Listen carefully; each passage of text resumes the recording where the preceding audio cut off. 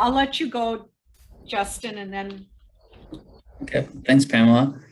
So welcome, everyone. It's great to have you all here. My name is Justin Carter. I'm a project associate with a little nonprofit called the Center for Rural Affairs. Familiar with the center? We're located in the town of Lyons, Nebraska. It's in the northeastern part of the state. We do a really broad amount of work around rural communities, small business development, rural policy advocacy, food and farm work. We also have an arm that does inclusion work in rural communities for new immigrant populations. And we do food systems work, and we have staff in the communities of Untitled Nation and Omaha Nation here in Nebraska. So want to welcome everybody to our series of models of Native cooperative ownership. We've been doing this series, Pamela, I guess since late July now, and we've had cooperatives from all over the country join us. Tonight, we want to welcome in Laura and Leah to tell us about their traditional white corn cooperative. Really excited to have them. And also, as always, really excited to have Pamela standing. This is our facilitator. So thank you all so much. And I'll go ahead and turn it over to Pamela. Well, osio migada. Nuote unole ducato a aniawi digi yui chalgi nidua quado. So we're really happy to have everyone here. And we're really excited to hear from Laura and Leah and to learn about their cooperative and how these things can be, how we can do these in our own communities for, you know, designed by our own culture, by our language, by our cultural lifeways, that we can do these things to help our community grow strong. So with that, I want to welcome Leah and Laura, and they're a mother and daughter team. So this is exciting. We've got the family here with us tonight. So we'll let you get started, and they have a presentation they're going to share. Hello everyone, my name is Leah Zize. I'm Wolf Clan, I'm Oneida, and I'm from the Green Bay area, the Oneida Reservation. And I'm here with my mom. Do you want to introduce yourself, Mom? Sure. So, hi, Sagoli, Sugwake, Yostayowaluts, Niyunyaks, Oneate Aga, and Yanko for having us today. Great. So, we wanted to share a little bit about our co-op and how we got started and how we are working to adapt to climate change with growing our traditional foods in our community. So we'll start with a little bit of acknowledging where we are right now. It sounds like people are all over Turtle Island, and that's really exciting. So I'm going to zoom in on that part right there. I'm calling in from Madison, Wisconsin, which is Ho-Chunk territory, so right here on the bottom of Wisconsin. And Mom, where are you right now? I'm in Mankato, Minnesota, so I'm just south of Minneapolis. Okay, so you're like over here somewhere. Yeah. So where we farm though is up here in kind of the little thumb armpit of Wisconsin on the Oneida Reservation. That's still Ho-Chunk territory, Menominee territory, kind of on the border there. Our original treaty was with the Menominee, so we had a treaty with them to move from our original homelands, which are over here, number 20, this purple blotch. So I want to just kind of talk about what we want to go over today. We're going to talk about sort of our original teachings. I'm sorry, there's a plane going overhead. How that got disrupted, and then how we're remembering those teachings through agriculture, and now how we're adapting to new challenges and new disruptions that we're facing today. So we are the people of the Longhouse, the Haudenosaunee. We're 6 nations that came together and formed a treaty to live in peace together. And at the sort of the central idea of that peace is our foodways and our village ways. And so this is a beautiful painting by Dawn Dark Mountain that shows the 3 sisters working together, which is one of our stories. And these three plants together are called junkenkwa, or the life sustainers. So these are the ones that we depend on. These are the foods that feed our spirit and feed our bodies. Mom, do you want to talk about this one? Sure. So I just really want to paint a picture of what our life was like before the Great Disruption of Europeans coming to our lands. You guys know the history about that, how, you know, the people that lived on the East Coast were like hit first with a bunch of disease that they didn't have an immune system for. And then more and more settlers came, colonizers came, and really disrupted everything about our lives. So before the Great Disruption, you can imagine that an entire village would rely on each other to survive. And everyone had a job, from the littlest person to the oldest person, and everyone had to work cooperatively together in order to survive. So longhouse life was hard. You know, winters were long in New York. Um, People didn't live that long. 45 was considered old. And we had a matrilineal clan system, so you knew who your mother was, and that's all that mattered. So my mother is Wolf Clan, I'm Wolf Clan, and my daughter Leah is Wolf Clan. All the clan lines go through the mother's side. We had the first representative government of democracy, which is studied and verified, that Oneida's Iroquois people helped Benjamin Franklin draft what the Constitution is for the United States to this, you know, today. Benjamin Franklin spent a lot of time with our people. We had an elected chief system. We still do. We have 50 chiefs that represent the 6 nations. The chiefs are nominated by the women, and if the chief does not do what the women say, then they can take his chief title away and they can give it to someone else. So the women really controlled the land, they controlled the food, they controlled when people were going to go to war, they controlled like the education system, the politics. Women had an enormous amount of power. And there was true abundance for healthcare. You know, everyone received free housing, free food, free education. It was a really beautiful life, and we followed our traditional teachings, our original instructions, and we were perfectly happy, healthy people. We had food security. The corn that we're talking about today was actually our money, and we would trade that with all the other tribes on Turtle Island. So our trades went all the way up to Arctic, all the way down to Seminole, and down to Mexico. We would move our villages like every 20 years. So the land would be depleted around us, the game would be depleted, and we would pick up and move further from our original village, and we wouldn't come back to that place for about 100 years. And by the time we came back, it was fully restored back to being able to sustain people again. So you can see in this picture, men are building a longhouse in the background. What they're doing is it's called extending the rafters. So they're making that longhouse bigger because another family is moving in. And they use all natural building materials, trees that were in the area. And inside of the house, you would have like bunk beds on the outer walls, and then in the middle would be fire pits. There's a little smokestack door on the top, and there'd be little fires in there for cooking. The women are all working. One woman is pounding corn, the woman that's standing. Another woman is sitting down doing pottery, and the third woman is drying food over a fire. So people did research, like anthropologists did research on our communities, and they realized through all the records that were kept by the non-Indian people that would visit with us, that women would only work 12 hours per week, and the rest of the time they would have for arts and crafts, politics, raising their families, having conversations, visiting with other villages, whatever made them happy. And the men worked about 10 hours a week. So we had an amazing life. And that is something that we are trying to get back to.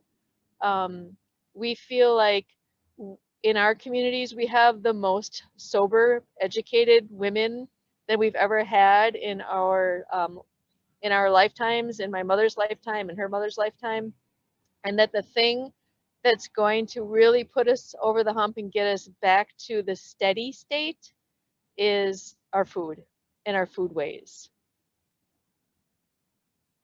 Okay, Leah. Okay. So one more thing I would just add to this about food security is that it's in our teachings to have 7 years of food stored away.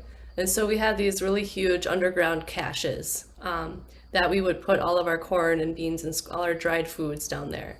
And that really came in handy when we kind of faced all the disruptions that we faced when our villages were burnt down by the Sullivan campaign after the Revolutionary War. We had foods to sustain our peoples. And so we haven't ever gotten back to that point, though, of having that 7 years of food. So that's something that we use as a goal and kind of a navigation for us as we're making decisions and deciding how much to grow and how much our families need and that. So those disruptions, of course, I'm not going to talk a lot about them because I think we all are hearing a lot about them now in our communities of the disruption of religious institutions, federal policy, land loss, all of that stuff, and the effect that that had on our way of life, our village way of life, our family system, our clan system, our beliefs, and our food ways. But we're at a time now where we really feel like we're seeing new beginnings and a large-scale return to all of that. And so before we go any further, I just want to say that even though we're the ones here talking to you about the work that we're doing, we're kind of picking up the legacy of everybody who has come before us, all the seed savers and all of the people who made sure that we still have those seeds to grow today.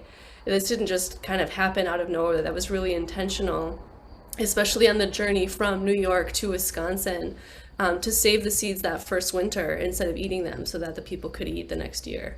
So I just want to honor that and just say that we're just carrying on our responsibilities.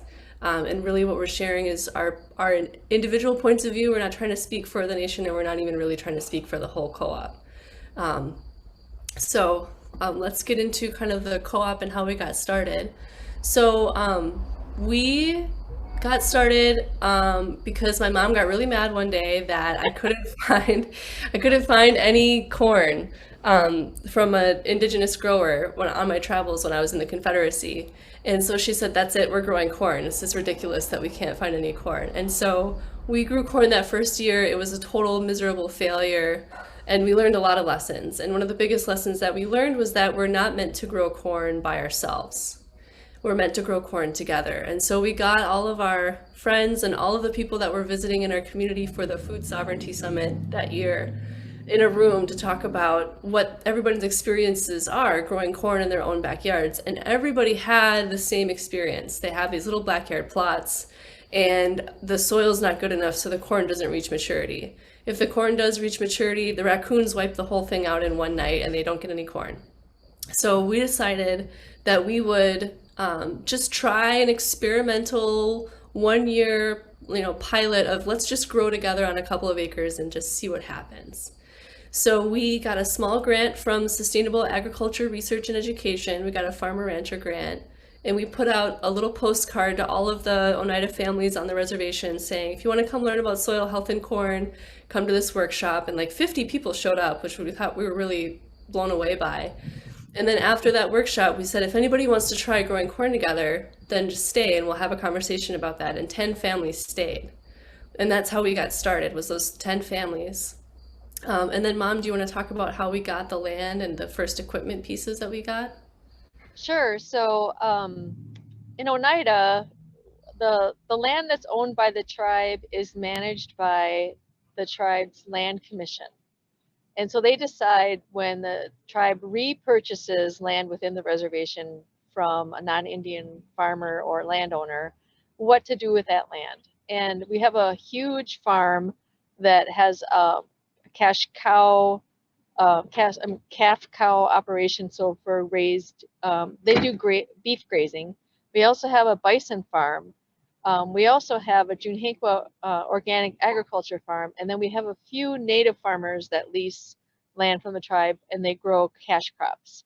And so when I talked to the Land Commission, I told them what we were doing, and they thought it was such a novel idea that they decided to suspend the fees for the land to get access to the land. And that was the first time that that ever happened. And we have a really great relationship with the Land Commission, and we get little parcels of land that are tucked away that are perfect for us because we don't want any cross contamination from any other corn. So it's not desirable. It's not huge pieces of property. It's like 25 acres, 18 acres, 13 acres, smaller plots of land that the other farms don't want to deal with because they're too far away. Their equipment is too big for that space. The land isn't that great. They don't want to deal with rebuilding the land again. So my husband and I bought some equipment at the Future Farmer auction that was happening in Seymour, Wisconsin. We bought a big 1957 Case tractor. We bought a disc. We bought a trailer. We bought a big 500-gallon sprayer. And then we realized that we needed to find a cultivating tractor to get the weeds out between the rows. And we accidentally found one up in Door County when we went to visit a farmer who was selling a piece of equipment. We thought it was a cultivator, and he said, "No, you need this." And he flipped off this old tarp, and underneath it was a 1945 Alice Chalmers cultivating tractor that had the cultivators still on it, and I fell in love. It was so small and not threatening that I thought for sure that the ladies in our group would love this little tractor.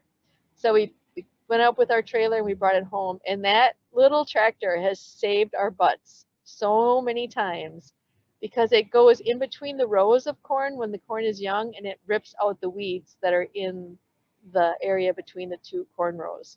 And we hand weed our fields, so that takes up and it just makes our lives so much easier. So that little $1,000 was like the best buy we ever made of all of the pieces of equipment that we have.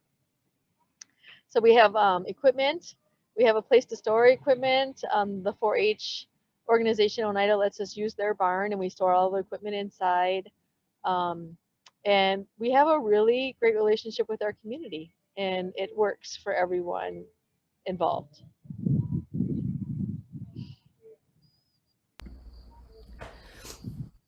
Oh, I just wanted to say something about this. I guess I can talk about it on this one too.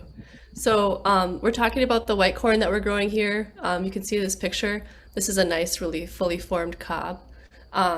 And our white corn is like really long ears of corn. It's 8 rows. It's a flint corn. And so when we pick it in 2 stages. We pick it in the green corn stage when it's kind of like sweet corn, and then we also pick it in the fully mature stage. And it's a lot of work. We pick everything by hand, we do everything by hand, and we're all volunteers. So nobody is paid by our co-op. It's all by volunteer time. And we track all of our time in a private Facebook group. We have a chat that's just for logging our hours, so that at the end of the season, we can divide up the harvest by the number of hours that were invested into the co-op. Because as you can imagine, people have shifting priorities throughout the year. So you have some people who are putting in hundreds of hours, and then you have some people who are really squeaking by our minimum threshold of 50 hours a year. So we just try to keep it fair that way and keep it equitable. And then we also set aside a share for the community, so that if anybody has a death in their family, that they don't have to go looking around for corn, that they have processed corn ready there for them to make their traditional meals. So we're learning a lot about our soils. We're learning a lot about the damage that's been done to our soils with traditional or with conventional agriculture. Can you mute yourself? Was that your sirens? Yeah, sorry. Thank you. And so we're remembering our different traditional approaches to rebuilding the soil. And one of those approaches is actually rotating our fields. And so I'll get into kind of more of what that looks like in a couple of slides. We're also remembering our plant relatives beyond the field. So our medicines that we gather to soak the corn seeds in so that they sprout early and that they actually kind of repel different birds and rodents and things that would want to come and eat our seeds. And then we're also learning about basket making and pottery to harvest our corn, wash our corn, and cook our corn in. So that's been really exciting for us to kind of extend our relationship beyond just the corn to the other relatives that are related to that food system. And like I said, we do all of this working together, and we are always inviting elders and youth to come and work with us and making sure that there's tasks for everybody to do, even the smallest task of braiding the corn or making corn husk stalls or whatever people can do while they're there, just telling stories and spending time together. We encourage everybody to come out and do that, which has gotten a little bit harder with the pandemic, but we're finding workarounds and kind of spacing each other out and dropping off corn at people's houses so they can do it with just their families and stuff like that. And then every year we grow a little bit bigger with something we call Under the Wing, where we can nominate somebody new from the community to join the co-op as an under the winger. So that person would join kind of under you, and you would train them throughout that year, all the different steps that we go through with the corn. And they would try to spend as much time as they could. And then at the end of the year, we have a conversation about whether or not that person maintains the harmony within the group, and if we want to invite them to become a full member. Because we know nothing that we do is really possible without everybody working together. And if there's tension, or if something just isn't quite working right, then everything falls apart. So we really try to keep a good mind when we're out there. We have a lot of like things you can't do around the corn. You can't swear, you can't drink, no drugs, no politics, no bad words. You have to really keep a good mind when you're around our foods. So we just try to make sure we have that harmony and follow those teachings whenever we can too. So this part, I know we're running a little bit long, but I wanted to talk about what we're doing with climate adaptation. So the NOAA released the National Oceanic and Atmospheric Association released a report in 2012 that said that anybody born after April of 1985 has never experienced a cooler than average year. So everybody in sort of my age range and younger, we've all experienced hotter than average years, and it's just getting warmer and warmer. And so we've seen floods, we've seen all kinds of things in just the few years, the 6 years that we've been growing. And it's been really hard for us to try to figure out how to navigate through that. So this is one of our fields that got those huge spring rains that kind of flooded out the whole Midwest. And we lost about 90% of our crop to those rains, which is really significant if you think about our harvest the year before was 10,000 pounds. And we went down to just harvesting 1,000 pounds of corn. So that was a huge swing and something that kind of reminded us and called back to making sure that you have food stored away in case of those catastrophes. So we're trying to be really forward thinking with how we're approaching this, but also kind of following our teachings. So one of the things that we did was we bought a hiller, and this creates these long hills, which is kind of like the mound system of growing the corn, beans, and squash together. And you can see how the water is pooling up on either side of the mounds, which is exactly what we wanted.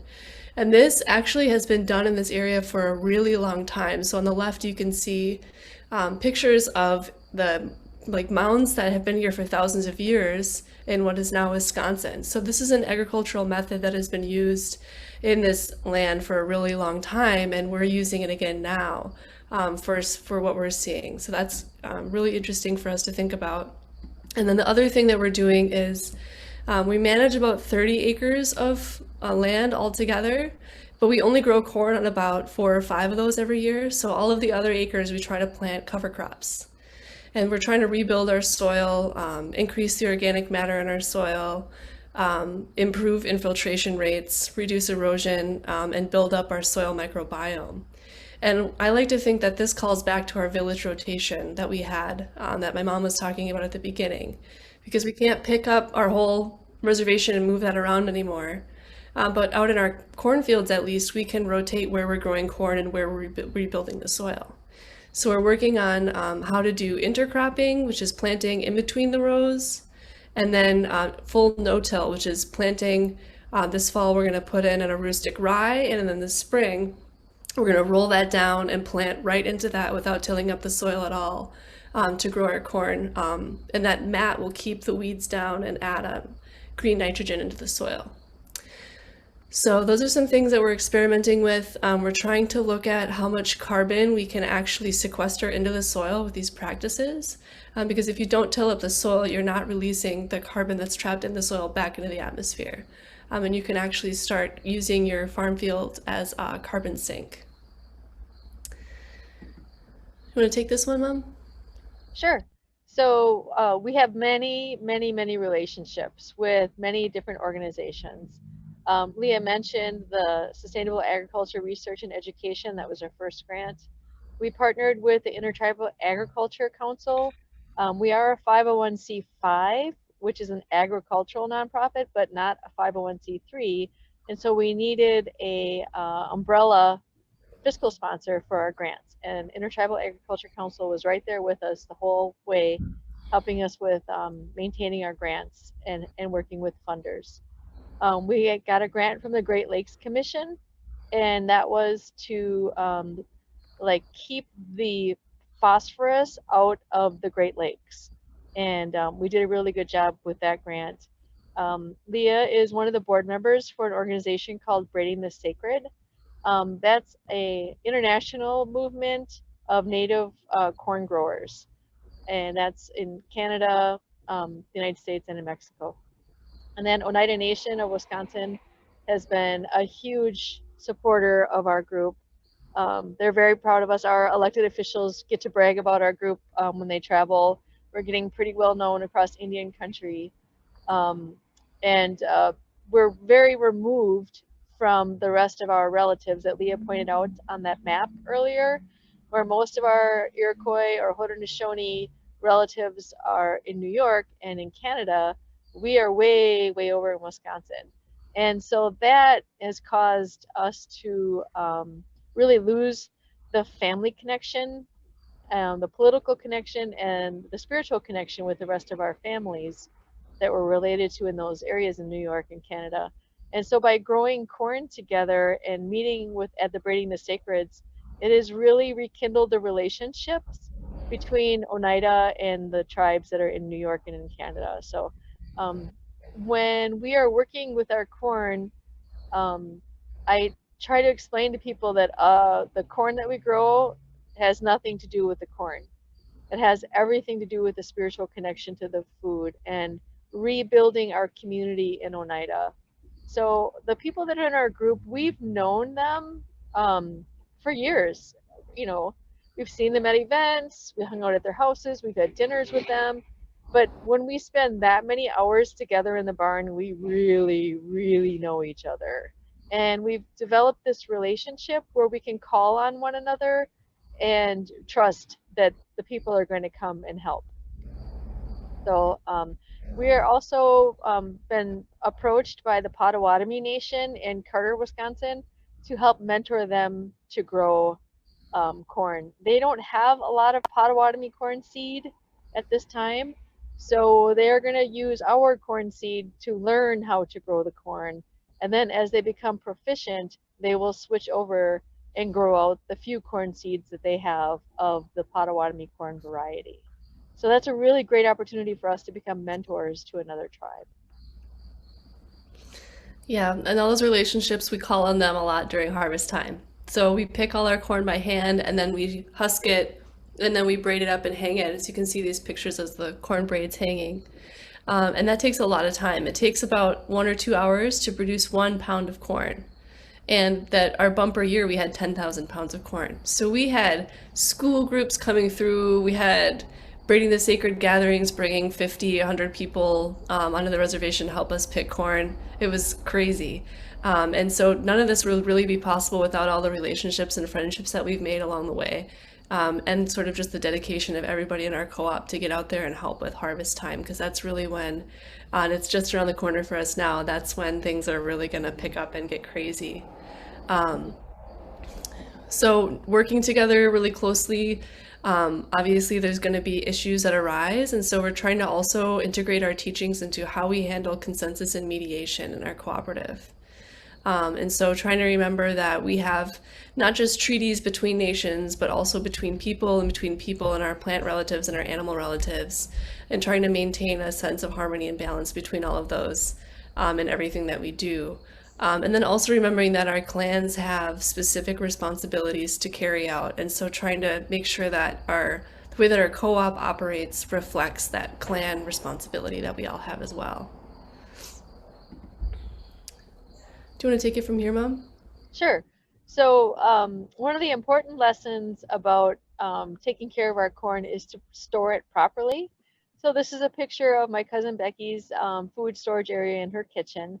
She has jars of corn that is raw, jars of corn that is dehydrated. She has pickles, jams, jellies, maple syrup. She has corn flour up there. She has all different kinds of beans. She has dried squash. She has tobacco.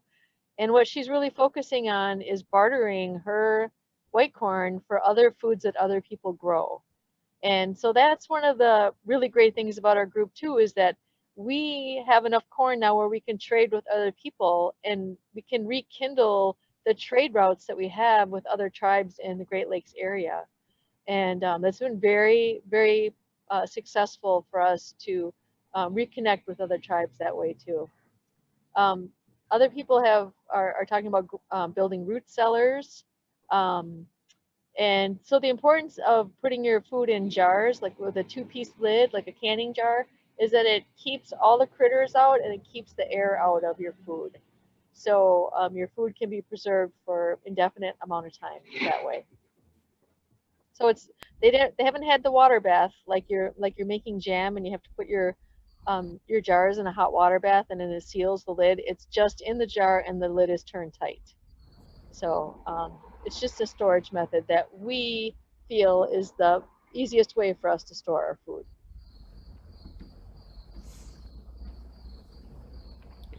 So I just told you a little bit about sharing our seeds with the Potawatomi people. Every year when we start to harvest, so we're going to start harvesting on September 30th. We're going to go out to the field at 9 o'clock in the morning as a group. We're going to bring out a truck and a trailer. And inside that trailer, there's going to be a tarp. And we're going to go through the fields and we're going to pick the corn. And after the corn is picked off the stalk, we'll break the stalk halfway down so that people know that that row is done. And then we'll put that corn in the trailer and we'll bring that to the barn. And then we'll pull the tarp out of the trailer onto the ground and we'll sit around in a circle and we'll start pulling the husks back on the corn. And once in a while, you'll find the most perfect corn you've ever seen in your life.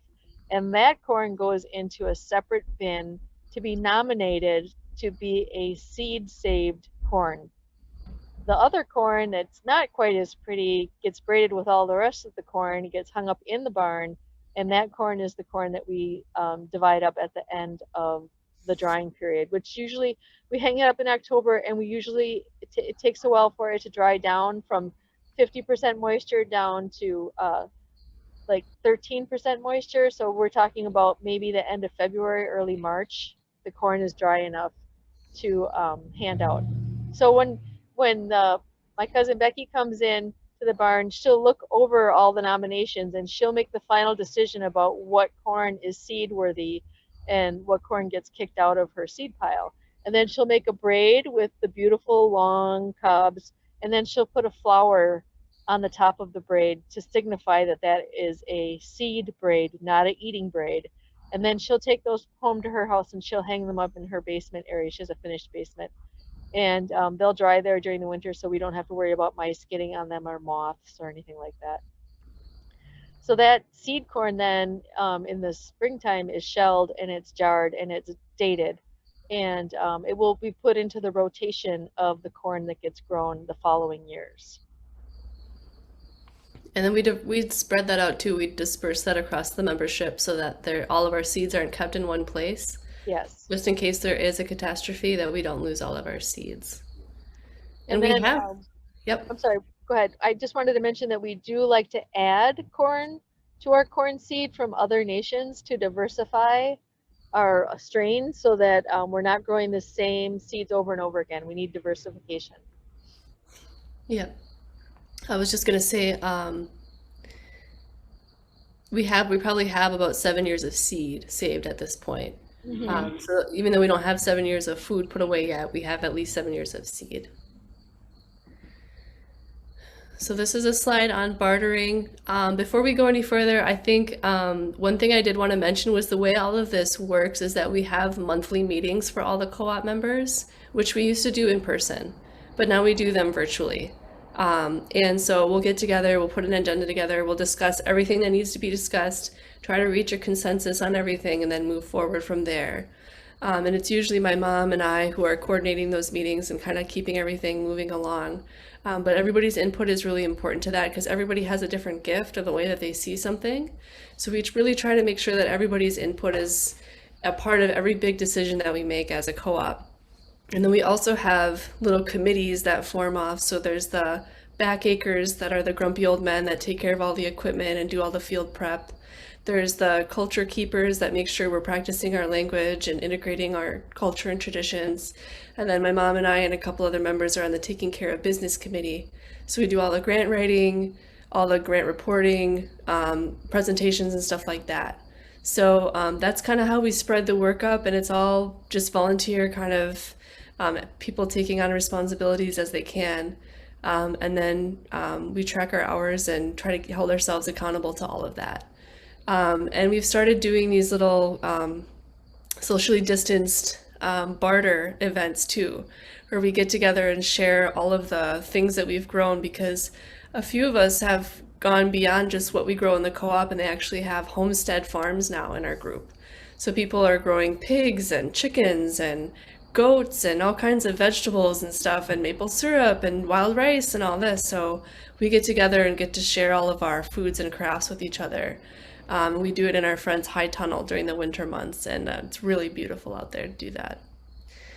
And then, rekindling those relationships. So we've probably traded, I know I personally have traded as far east as Maine and as far south as Louisiana.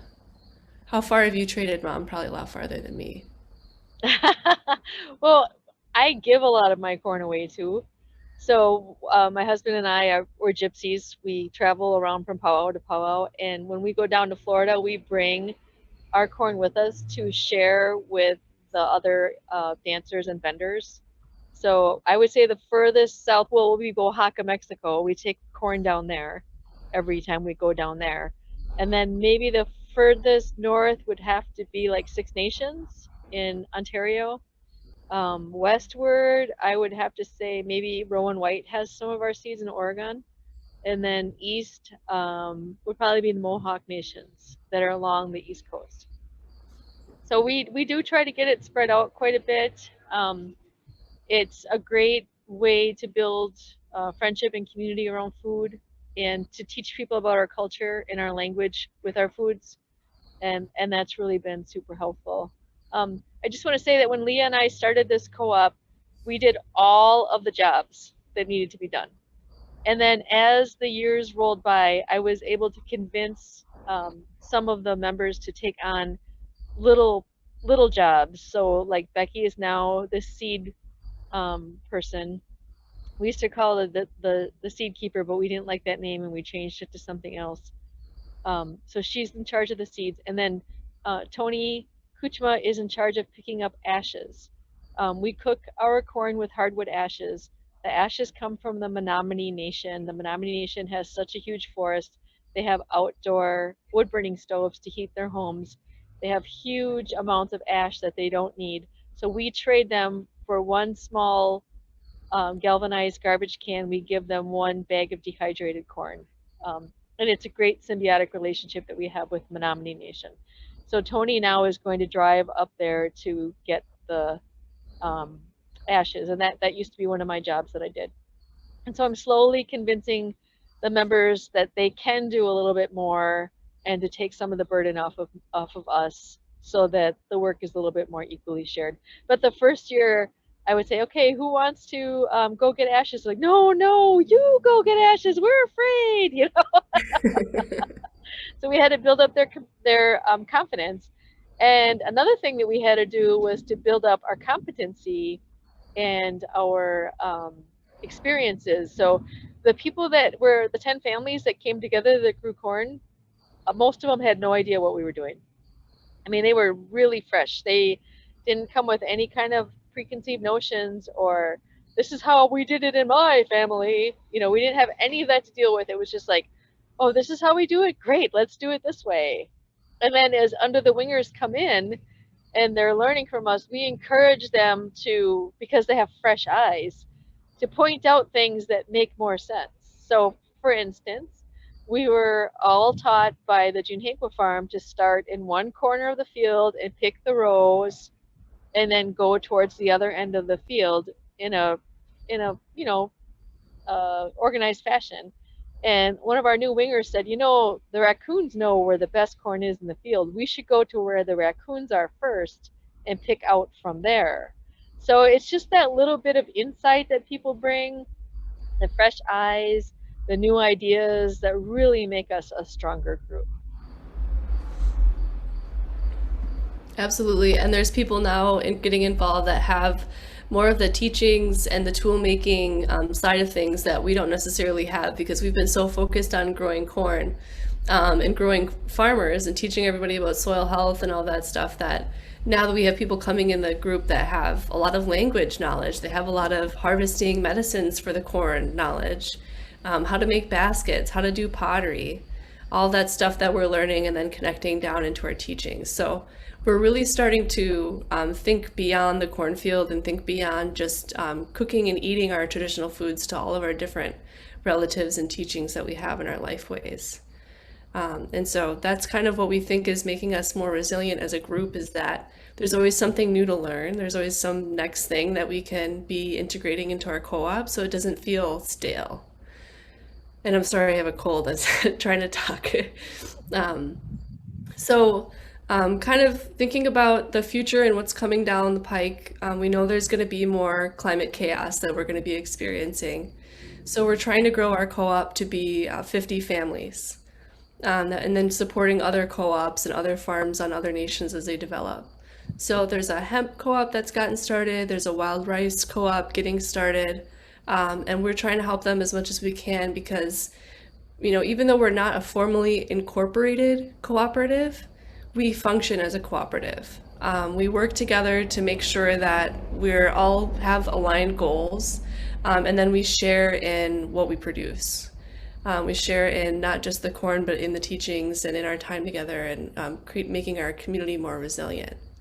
So I think that's all I wanted to say on that. Mom, do you have anything else to add? No. I'm good. All right, y'all want to go. Yahweh.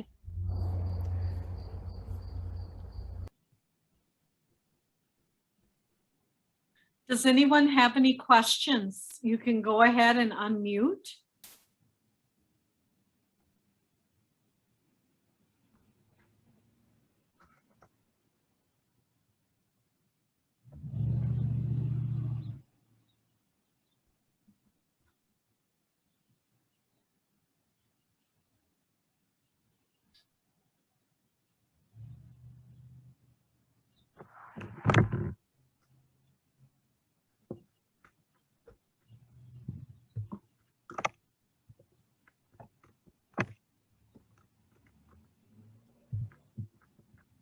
I can go ahead and get us kicked off with a little question, Pamela. It's pretty simple, but it was so exciting and really fascinating to hear about the bartering system that you all have with other nations all over North America.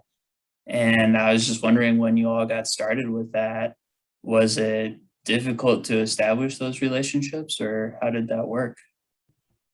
No, I think it was really easy because the other nations have been ricing forever, and they have been collecting the maple syrup, and that's a really rare commodity in our community. We do have a few maple syrup camps that have been going for a while, but they're just for the people that are in the camps.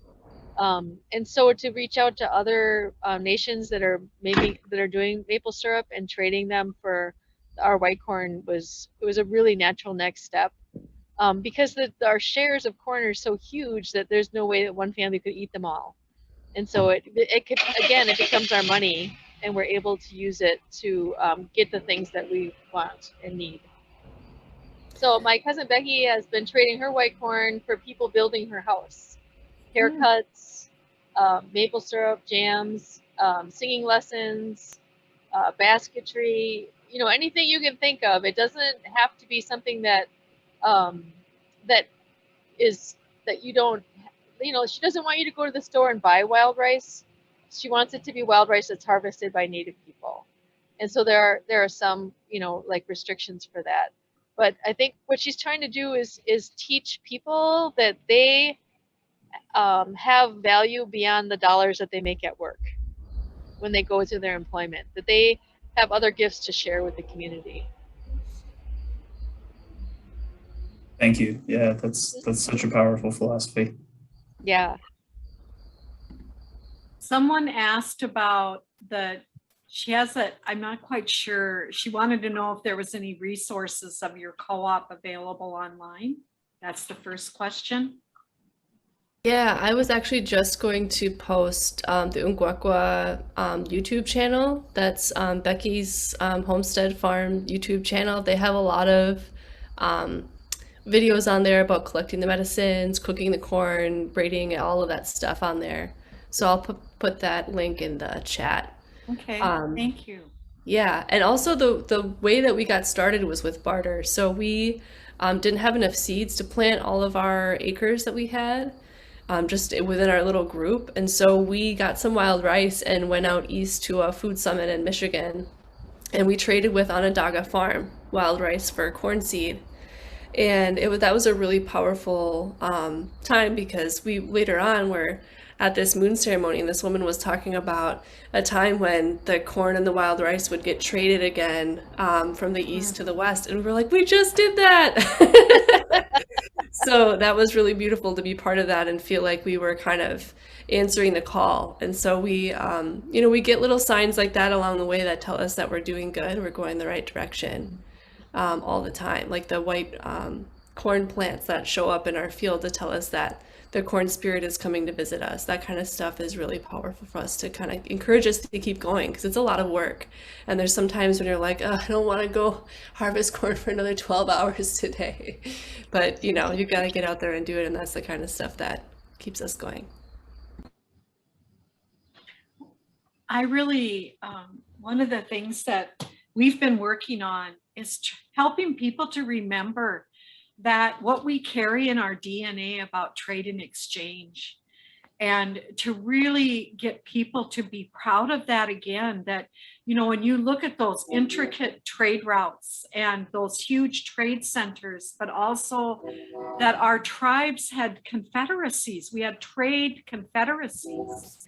And, we went, I know about the stories that I was told from my elders about, how because it was the women that picked the person that was kind of our marketing rep that did the trade, because along the southeast, they had a trade dialect. So it had to be a person that knew how to speak that trade dialect.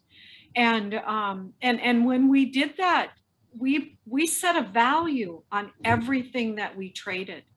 And we had ginseng, so we expected copper, we expected kettles, these are the things that we knew that our products were, the value and the worth of our products. So, and our survival in the winter depended on how well that marketing rep, so to speak, traded on our behalf. And I was just talking with Dr. Charlie Gord at home, and he's done some writing, and I said, we need to start bringing this back and really elevate it again, because that's what made us strong. And and we could feed ourselves. We had all these things before, like you said, before the disruption. But I have a question, because we had started a co-op at Cherokee Nation with the women. We never incorporated. It thrived for about 10 years, but we didn't have some of the same direction that you guys have applied to yours. And I'm wondering what was your choice not to incorporate as a cooperative? I'm just curious, because I get asked this a lot by people. Yeah, I mean, I think it comes down to the trust that we have in our group. being amongst people who really know each other, and not feeling the need to formalize that agreement with bylaws and rules of order and all that kind of stuff. It might become necessary at some point when we reach a certain size just to maintain the organization and maintain clarity of why we're there and what we're doing and how our processes work. But we really try to be more flexible, and we try to just deal with issues as they arise the best way that we can. And so, that means from year to year, things do change for us. We realize that, oh, we didn't predict this thing was going to happen. Now we have to kind of change our protocol to adapt to this new scenario. If we had incorporated right away and we had written those bylaws, we'd have to go through a whole process of changing those bylaws to address these new issues that are coming up. So I think if we reach a point where we're so big that the communication between all of our members requires that kind of formality, we might go that route. But right now we're like 15 families, and we don't have any issues that can't be resolved over just a Zoom call. And the opportunities that arise are so fast. We have to be nimble enough where we can react to a grant that needs to be written in the next 5 days for a project that we've been dreaming about for the last 6 years. And now we can finally go for it. And if we were so structured and so organized, there wouldn't be enough time for the community to get together to approve even writing the grant. So, and another thing is we don't want the government involved in our work. This is food that we're growing for ourselves and for our community. It's not a profit organization. And so we really feel like less intrusion and less formality is better for us. Yeah, and our nation doesn't have the cooperative chapter yet for us to incorporate under Oneida. We'd have to incorporate with the state, and we don't want to do that. No. Yeah, that's something, somebody asked me that today, and I said, how I feel about it is we meet our communities where they're at, and if they choose to go that route, we'll help them in that route. If they choose not to incorporate, we will help them to the best of our ability to function as a collective and, to be able to work that way. I think sometimes that one of the things is that there's so much about the cooperative model that aligns with our culture, but there's a part of that cooperative model that is so Eurocentric in its roots that it, like even the word patronage, it's kind of like, and I come from a matrilineal, it's, we run the show, we have a lot of strength as women, and we're kind of bossy, but that's okay because that's our role, to be like that. But it just, I think about, I'd love to talk with you guys more, so that I'm really providing good advice with communities that I'm working with to help them really navigate. Because I think there's a rush to go into that Eurocentric protocol. And I just, I really do believe that this is how we work together before everything happened. Because our survival really depends on how well we cooperate. And I don't think how I feel is this last year and a half has really shown us that we need to start practicing that interdependence with one another again. And we need to go, we can't operate as separate. We have to work collectively and cooperatively with one another to make it work. So you guys, I really learned a lot from you tonight, and I just appreciate, for me, the teachings, and I heard other things from people, just really saying thank you for this presentation tonight. And I'm really inspired by what you guys are doing. Well, you're welcome to come to Oneida anytime in October to learn, because doing and talking are two different things. Exactly. And when the Potawatomis come to visit with us, that's when I hope that they can learn that what we're talking about has nothing to do with corn. No, that's really beautiful.